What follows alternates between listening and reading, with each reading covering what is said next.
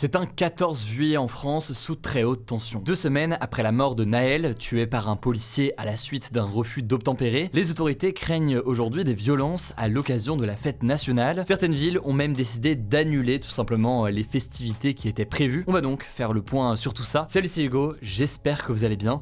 On est parti ensemble pour une nouvelle plongée dans l'actualité en une dizaine de minutes. Et oui, je serai donc en voix off exceptionnellement sans la caméra, mais je serai de retour avec la caméra demain. Alors déjà, ce qu'il faut savoir, c'est que le 14 juillet, c'est une période qui est traditionnellement, si je peux me permettre le terme, marquée par certaines violences. En effet, comme le rappellent les autorités, le soir de la fête nationale, ça fait partie des 2 nuits les plus compliquées de l'année avec le réveillon du Nouvel An. Et même si le ministère de l'Intérieur ne communique plus de chiffres officiels sur ces soirées-là, chaque année, de nombreux incidents et de nombreux débordements sont recensés et des centaines de voitures et de poubelles se retrouvent brûlées. Cette année, je vous le disais, les autorités craignent donc un regain de violence encore plus fort, alors que le pays a été traversé par une semaine d'émeutes qui ont suivi la mort de Naël il y a quelques jours. Alors j'en ai parlé dans les actus du jour, depuis environ une semaine, le calme est revenu, mais les services de renseignement qui ont été cités par France Info craignent que certains profitent de la fête nationale pour utiliser à nouveau massivement des mortiers. Les mortiers, c'est donc des sortes de feux d'artifice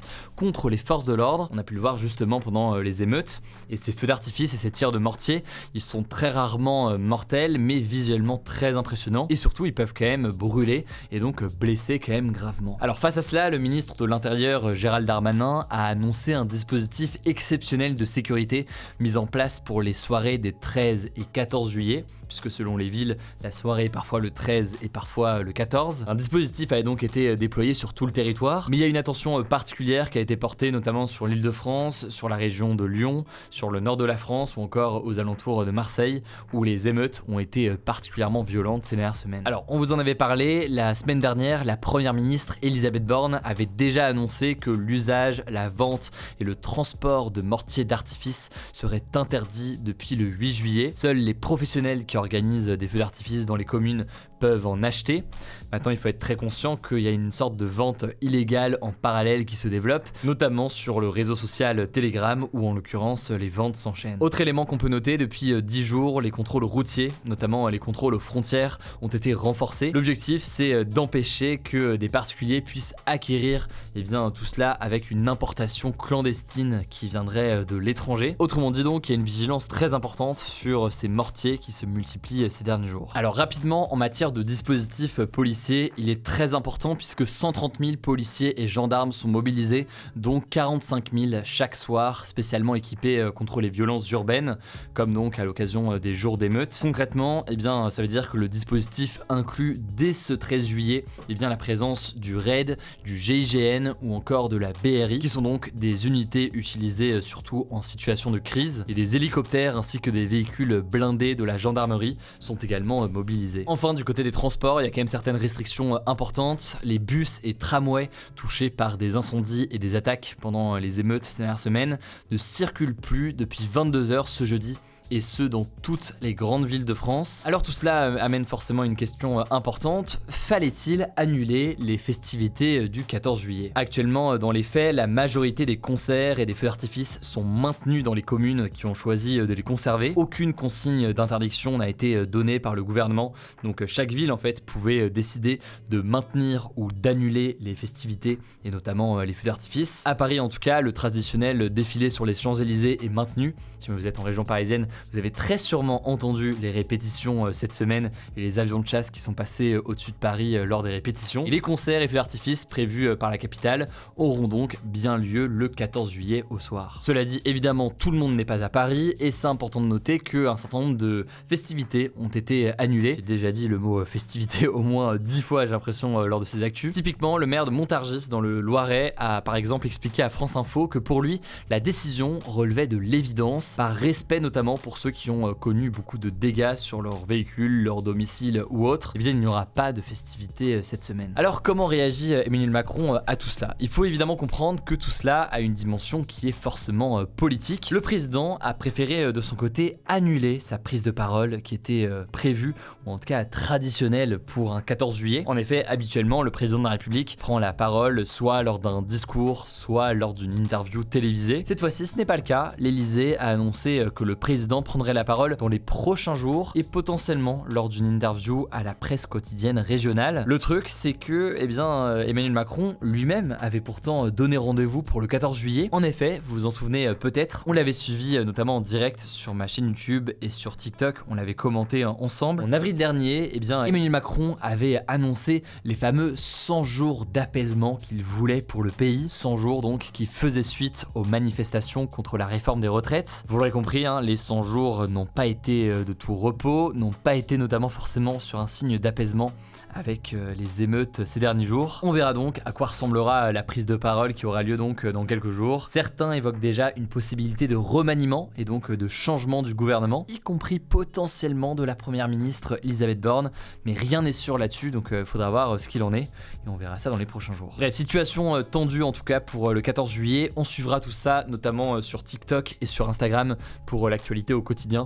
Donc n'hésitez pas, le nom du compte c'est Hugo Décrypte si vous n'êtes pas encore abonné. On est présent sur les deux réseaux. Je vous mets des liens en tout cas en description si vous voulez en savoir plus et on passe aux actualités en bref. Alors je vous présente exceptionnellement aussi les actualités en bref aujourd'hui. Première actualité, le dernier ratissage et donc les dernières recherches pour tenter de retrouver sur place le petit Émile, 2 ans et demi, disparu ce samedi alors qu'il était chez ses grands-parents dans les Alpes de Haute-Provence, a été organisé aujourd'hui. Ce mercredi, BFM TV révélait que le petit garçon n'était pas seul chez ses grands-parents le week-end de sa disparition, mais qu'une réunion de famille avait lieu. Les gendarmes ont mené de nouvelles auditions ce jeudi et continuent d'étudier toutes les informations collectées ces derniers jours. Là-dessus, évidemment, je vous tiens au courant dès qu'on a du nouveau. Deuxième actualité qui fait suite à une autre actualité qu'on avait évoquée cette semaine. 2 enquêtes pour violences volontaires aggravées ont été ouvertes après notamment l'interpellation ce samedi de Youssouf Traoré. Ça fait suite en fait à une manifestation interdite à la mémoire du frère de Youssouf Traoré, Adama Traoré,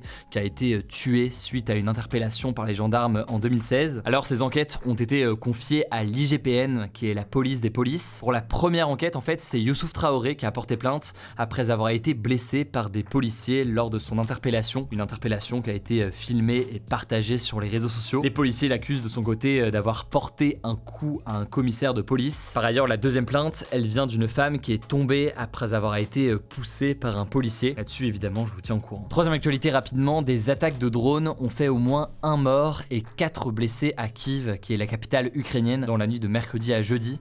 C'est la 3e nuit d'attaques russes consécutives sur la capitale, sachant que ce jeudi, les autorités ukrainiennes ont affirmé avoir abattu 20 drones et 2 missiles russes. La situation reste donc tendue sur place, évidemment, je vous tiens au courant. Une actualité culturelle maintenant, Hollywood fait face à une potentielle double grève, à la fois une grève des scénaristes qui écrivent donc les séries ou les films, mais à la fois aussi une grève des acteurs. Ce serait une première double grève depuis 1960. En fait, Hollywood fait déjà face à une grève des scénaristes depuis maintenant plus de 2 mois et près de 160 000 acteurs pourraient rejoindre le mouvement ce jeudi. Il faut savoir que ça fait près de 4 semaines que le syndicat des acteurs négocie avec des grands studios américains dans l'espoir d'obtenir une revalorisation des salaires et des garanties sur notamment l'usage de l'intelligence artificielle.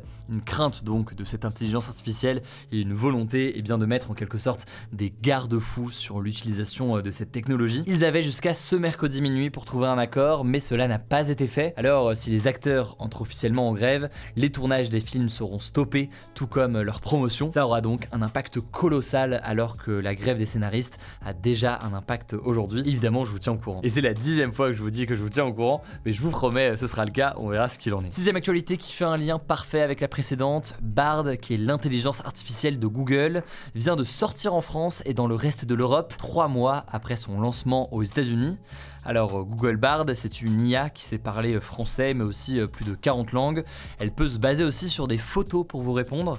Par exemple, je sais pas, vous pouvez prendre une photo d'une bouteille de vin et demander à Bard quel plat il vous conseillerait de manger avec. L'élément différenciant mis en avant par Google, c'est le fait que c'est lié directement à Internet, ce qui permet d'en apprendre plus chaque jour. Maintenant, le lien avec Internet en temps réel est déjà fait sur ChatGPT aussi, notamment avec des plugins, donc des ajouts qui sont mis progressivement. On verra donc en tout cas chez l'usage se développe dans les prochains jours. En quelque sorte, j'ai envie de dire que je vous tiens au courant. Dernière actualité pour terminer, 1 an après la publication de ses premiers clichés venus de l'espace, le télescope spatial de la NASA, James Webb, a livré ce mercredi une nouvelle image spectaculaire, une photo de la naissance d'une étoile similaire à notre Soleil. Cette naissance, elle a eu lieu à près de 390 années-lumière de la Terre, en sachant qu'une année-lumière correspond à 9461 milliards de kilomètres.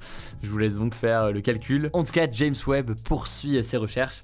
Je vous mets des liens en description pour en savoir plus. Les amis, voilà donc pour cette nouvelle plongée dans l'actualité en une dizaine de minutes. Désolé si la fatigue se ressent peut-être dans ma voix, c'est une grosse semaine en ce moment, j'enchaîne pas mal. N'hésitez pas à vous abonner si ce n'est pas encore le cas, prenez soin de vous, prenez soin de nos proches, et puis on se dit à demain pour une nouvelle vidéo.